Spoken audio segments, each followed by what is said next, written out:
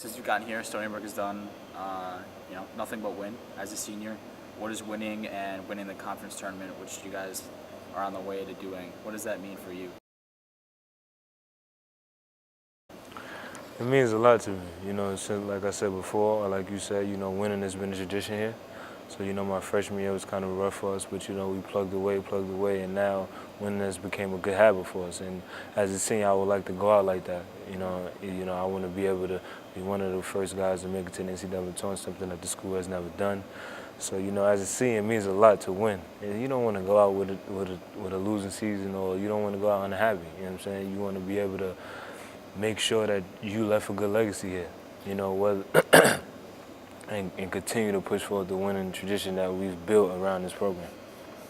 So when you arrived on campus, what were some of the goals that you set by the time I want to graduate? What were some goals, both basketball and off the court, if you have any that you were looking for? Well, one of the goals that, was graduate college. Yeah. Where I'm from is hard. This is a rough ratio to even calculate or even think back who ever graduated from a four-year institute, let alone a community college, So, that was one of the goals. And then two, my second goal was to come and be a good basketball player. I built my life around basketball. I started playing in 8th grade. So, you don't want to come into a Division I college and be mediocre. You want to do whatever you can to get better. When I first came here, I didn't really know how to play the game of basketball. Like, I didn't know where I came from. The system that I came from was just up and down, fast, like chaotic. But coming to Stony Brook and just playing Division I basketball helped me learn how to play.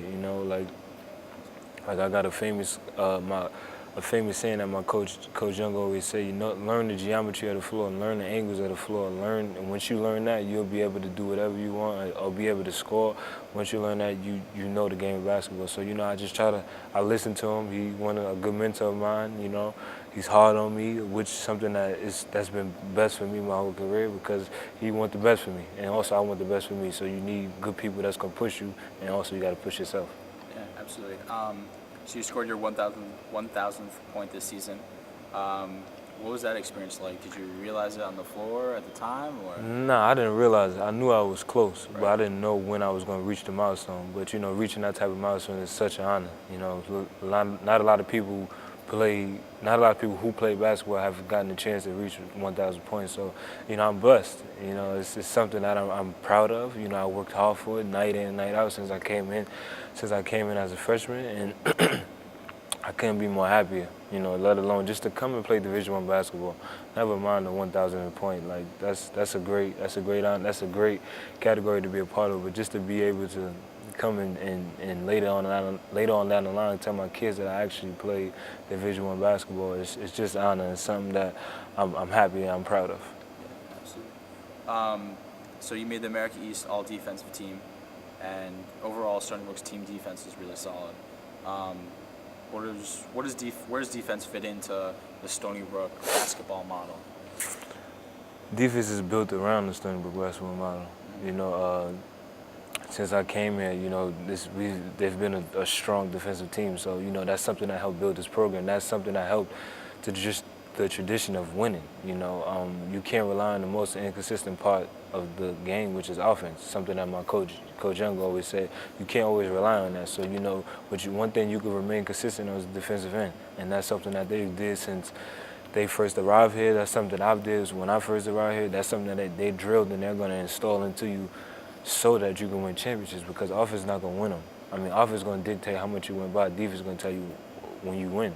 So, you want to be able to build your program around that. Sounds like Coach Young's pretty influential. Yeah, he's definitely been one of my mentors, man. I can't appreciate that guy. He's done a lot for me. He's helped me learn. He's been there for me.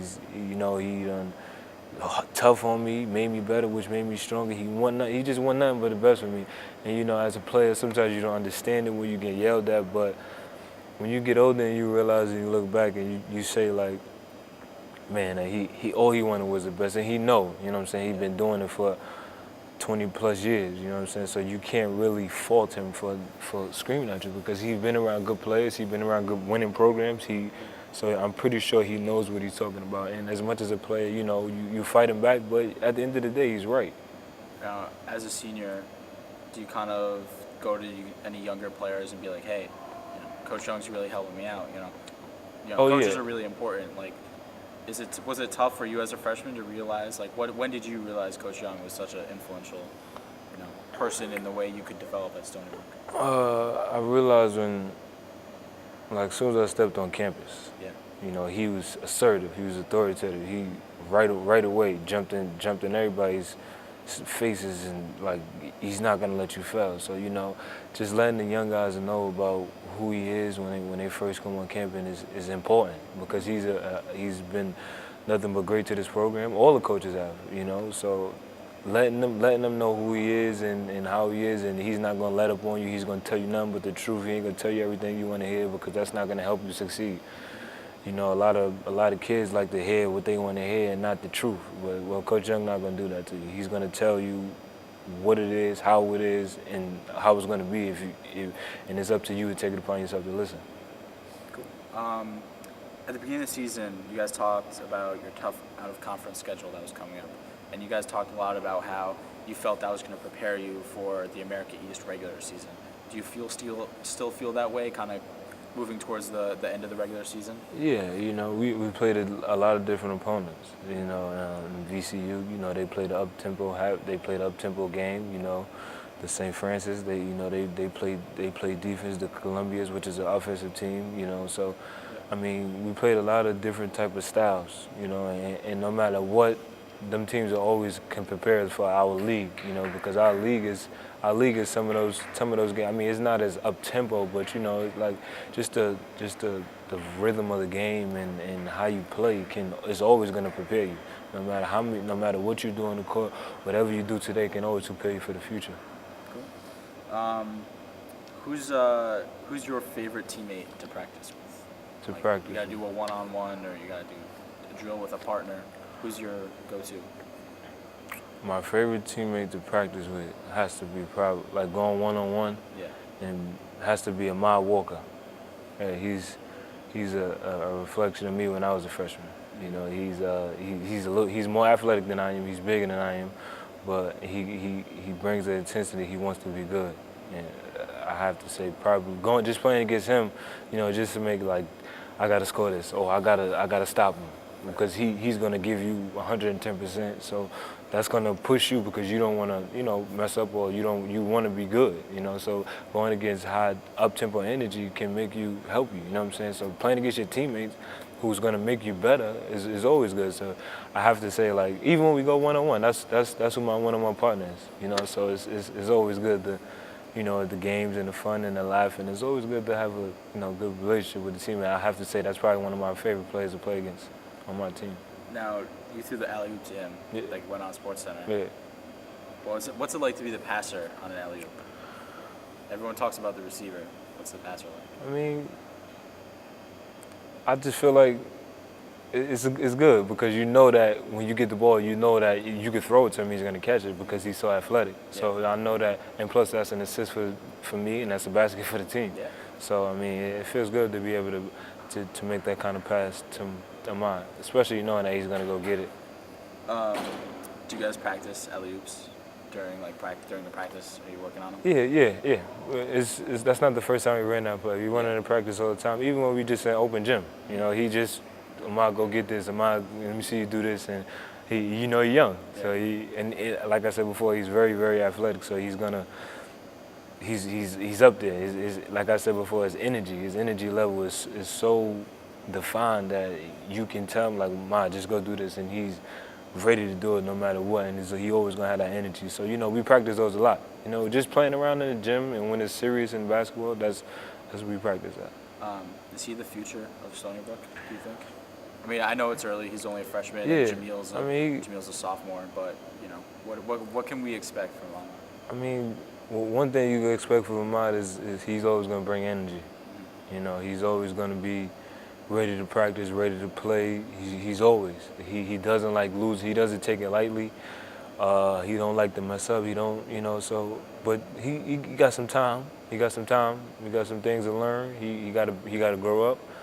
He got a chance to be real good. It's just depending on his work ethic, and which his work ethic is awesome. He wants to be better. Over the summertime, up 5 in the morning, 6, 7 in the morning, just playing. That's what you want. That's the type of players that you want around your program.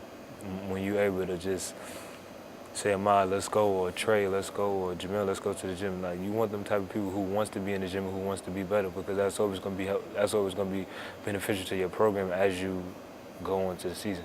So a lot of the things we talked about kind of touched on what kind of makes Stony Brook, the defense, that strong work, that getting to the gym. What other traits kind of make up that quintessential Stony Brook program, basketball player? Just having good teammates. Good teammates. Good laughter. It's not always serious business. In the locker room, you gotta have some teammates who bend a little bit. Who's the biggest joker on the team? Who has the most fun? I'd probably say I am. Yeah? Yeah. I'll probably say I'm the biggest joker. Anthony Mayo, Ahmad himself. So, yeah, I mean, I probably got them beat a little bit. Yeah? Why you? I'm just a funny kid. I run around here smiling a lot. I got a lot of jokes, but what happens in the locker room stays in the locker room. So, if you spoke to them, they'll be able to tell you too. And it's never personal. It's always fun. You love your teammates. You love who you are. So. All right. Last question here. Sorry, I just had it. What would you say your role on the team is? You kind of talked a lot about it, but what would you say your role on the team is as a senior, both on the court, off the court? Just sum it up. You kind of touched on it. Just to be a leader. Yeah. I've been through it all already since 2010. So I kind of know the system. I know what the coaches want. I know a little bit. I don't know everything, but I can take what I've learned in my past few years and show it to them and tell them, pave the way for them, because of the simple fact that I've been through it. Now, I'm not saying I know everything, but I know a little bit, enough to help lead this team, and I know what it feels like to be down. I know what it feels like when things are not going your way. I know that type of feeling because I've been in those shoes. So when a couple of young guys are not playing at their best or feeling a little bit down because they messed up, you run over there, pat them on the butt, tell them, come on, next play. You know what I'm saying? Don't never let what the previous play hinder you from your next play. You know what I'm saying? So just keep it going, keep your head up. You're always gonna make mistakes. Basketball is a game of mistakes. You live and you learn. So. I think that's one of the things I'm able to provide for this team. It's just helping people, and this is off the court too. I do whatever I can to help anybody who needs help, just like people who help me. So just giving a helping hand means a lot to me. Just periodly, like, it doesn't matter what the circumstances are. Just helping people, because I didn't get here by myself. I had a lot of people who helped me, and when I didn't have family to help. So it means a lot just to help a lot of people, and people help me, and I think that shaped me to the man that I am today, and I'm looking forward to keep growing, because my future, the sky's the limit. Just on becoming a better person. Every day I learn something. Every day I learn about myself. Your mind is always open to learn, and I think that as I grow and I wake up every day, and I just thank the Lord just for being here, that's a step to maturity. All right. Thanks, Dave.